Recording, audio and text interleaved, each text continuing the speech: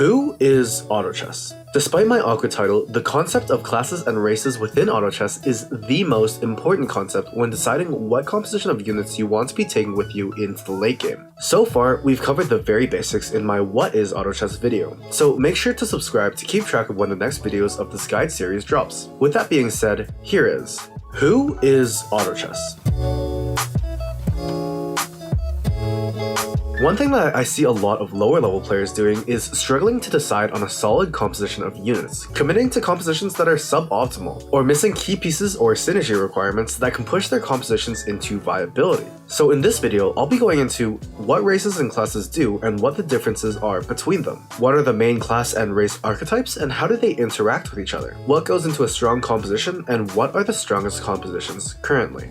Each class and race synergy gives bonuses to your army, sometimes to only a few specific units, or lesser bonuses that apply to all of your units. Each synergy is only activated once a certain threshold of unique units of that synergy are on your board. This means if you have 2 copies of the same beast on the board, you won't be getting the beast buff. Now we can go into the differences between classes and races. We'll first do this by going into races, as they're the weird ones. First thing to know is that each unit has a class and at least one race. There are a couple exceptions though. Shining Dragon, Dragon Knight, and Werewolf all have 2 races. There are no units that have more than 1 class though. Next is the interaction between the Divinity race and the other races. The buff that the Divinity race gives is arguably the strongest individual buff in the game. Because of this, there are 2 limitations to this. First, as of now, there are only 2 Divinity units in the game, and one of them is a legendary, so you have to be pretty dedicated to make it work. Secondly, and more relevantly, they must be the only race buff active during the battle. These, along with that there are more races than classes, are the main differences between races and classes. So what are the races? There are Divinity, Goblin, Spirits, Marine, Exorcist, Dwarf,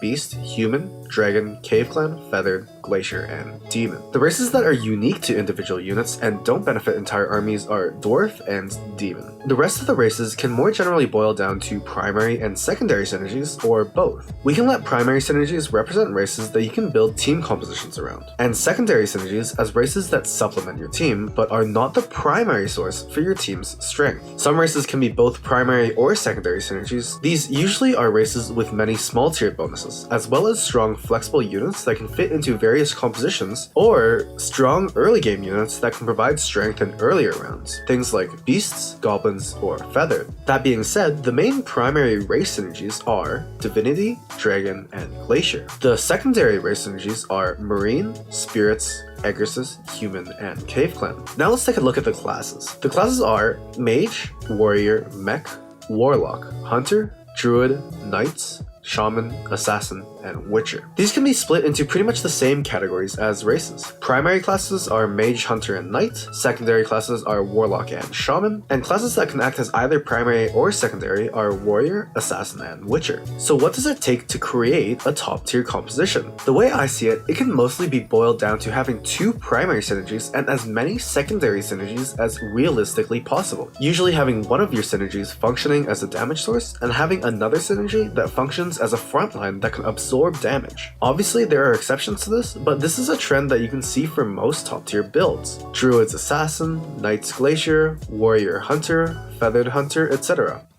There are some exceptions to this rule though. 9 Warriors is basically a full frontline composition, and some builds can run multiple backline synergies to try and wipe the enemy's army before they can scratch your team, like Divinity Mage or 6 Mage builds. Now, each main class and race can be boiled down to an archetype of their game plan. Using this, a simple rock paper scissors scenario can be set up to describe what compositions generally do better against each other. Knights are tanky, versatile units that use their randomly generated shields to be nearly unkillable. Mages aim to wipe entire teams with massive area effect damage. Hunters aim to whittle down their opponents with their strong, consistent damage and resistance penetration. Assassins use overwhelming single target damage to focus down the backline of their opponents before getting wiped themselves. And Warriors are consistent frontline units that are individually strong but weak to magic damage. Very generally, you can expect Hunters to be good against Knights and Feathered because they can pierce the random resistances that they have, but be weak against Warriors because of how tanky and non-reliant on random chance to survive. Assassins do good against Hunters and Mages because of how fast they can get rid of individual units, but struggle against the tankier compositions like Knights and Warriors.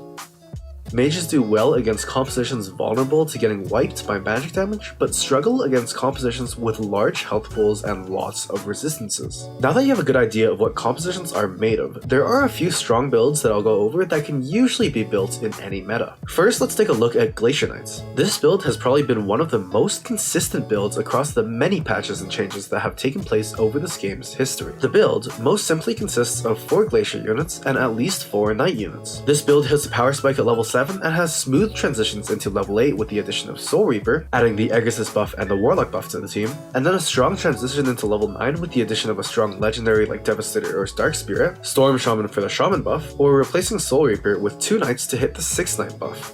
The strengths of Glacier Knights are they are very tanky, they restrict the mana generation of your opponents, they have very strong and consistent single and area effect damage, and they are flexible and scale well into late game. Now, the weaknesses of Glacier Knights are they have very little crowd control and are very vulnerable to crowd control. They have a weak early game as the units are relatively expensive, and they have a vulnerable backline. The key unit to look for Glacier Knights is Berserker. The next build I'll touch upon is Druid Assassins. This build has very high potential, but requires a decent amount of luck to get right. It is a level 8 composition using Warpwood Sage and Razorclaw as the front line, and 6 assassins as the back line. These assassins are usually Soulbreaker, Lord of Sand, Shadowcrawler, Abyssal Crawler, Shining Assassin, and Phantom Queen, but Soulbreaker and Phantom Queen can be interchanged with the other assassins depending on how you're rolling. The strengths of this build are, it has a strong early game with Phantom Queen, a strong mid game with the 6 Assassins buff, and a strong late game with 3-star Abyssal Crawler and 3-star Shadowcrawler. However, the weaknesses for Assassins are, the Druids are very contested units. They have really bad matchups against a lot of the good builds, and you have to get really lucky getting your 3 stars. Getting your important Assassins to 3 stars is a must to stay relevant in the late game, and sometimes you just can't get them. The important units to look for are Shadowcrawler and Razorclaw. Next, I'll talk about a simple Hunter-Warrior build. This build takes advantage of many strong units, prioritizing individual strength and many small synergy bonuses over massive synergy bonuses. Werewolf, Pirate Captain, Siren, and Dwarf Sniper are all insanely strong units, and this build takes full advantage of that. It has very strong, consistent damage, is very flexible in all stages of the game, letting you hit many different synergies like Warlock, Exorcist, Marine, and Human, and this build has a massive amount of crowd control. This build, however, struggles when dealing with teams that do large amounts of damage very quickly. For example, builds that can focus down individual units very quickly, not allowing for the extensive amounts of crowd control to allow for the hunters to melt down the enemy team. The important pieces to look out for are Dwarf Sniper, Exorcist Ranger, and Siren. Lastly, I'll highlight Divinity Mages. This build is inconsistent by design, but has the potential to be the strongest build in any given game. This build takes advantage of how strong the Divinity race bonus is and how strong God of War is, functioning as a one-man frontline just because of how strong he is. The strengths of this build are insane amounts of crowd control and insane amounts of damage. That's basically all you can ever ask for in a team.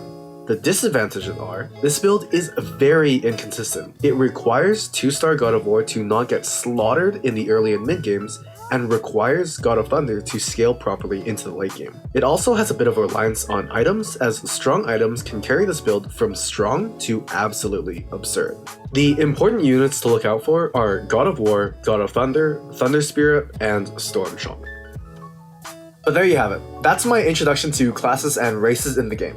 I may do more in-depth videos in the future on how to play certain compositions and the nuances in positioning your units. The next video I'll be making in the series is How to Auto Chess, where I'll be covering general strategies throughout the game for managing your economy, leveling, and power spikes. Make sure to subscribe if you're interested in the rest of the series, but until then, thanks for watching, and I'll see you guys in the next one.